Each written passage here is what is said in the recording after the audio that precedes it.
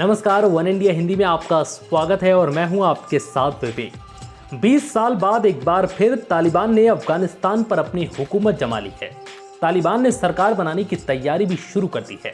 इसी बीच तालिबान ने अमेरिका में हुए 9/11 हमले पर एक बार फिर बड़ा दावा किया है।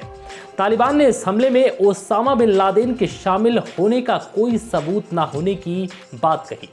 तालिबान ने ओसामा बिन लादेन को बेदाग बताया और कहा कि इस हमले में लादेन से जुड़ा कोई सबूत नहीं है जिससे पता चल सके कि लादेन 9/11 हमले में शामिल था।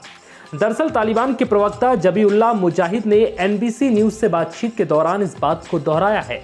मुजाहिद ने कहा है कि अफगानिस्तान में 20 सालों तक युद्ध चला है और इन 20 सालों के युद्ध के बाद भी एक भी ऐसे सबूत नहीं मिले जिससे साबित हो सके कि ओसामा बिन लादेन अमेरिका पर हुए हमले के लिए जिम्मेदार था।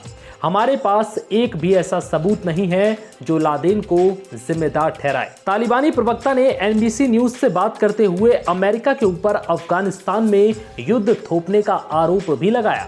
तालिबानी प्रवक्ता ने कहा है कि लड़ाई किसी भी तरह से इंसाफ की लड़ाई नहीं थी।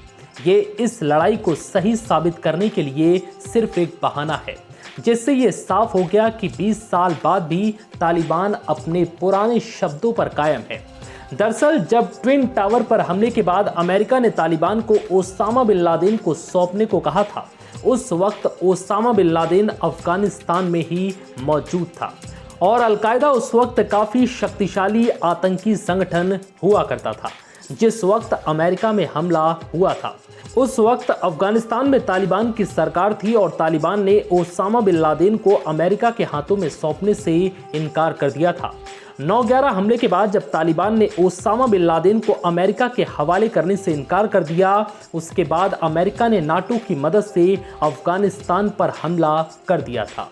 2011 में अमेरिका की सील फोर्स ने पाकिस्तान के एबटाबाद के एक गुप्त घर में घुसकर ओसामा बिन लादेन को मार दिया था। लेकिन 20 साल की इस लड़ाई के बाद भी तालिबान मानने से इनकार कर रहा है कि अमेरिका पर हुए हमले में ओसामा बिन लादेन का हाथ था। फिलहाल इस वीडियो में इतना ही। नमस्कार।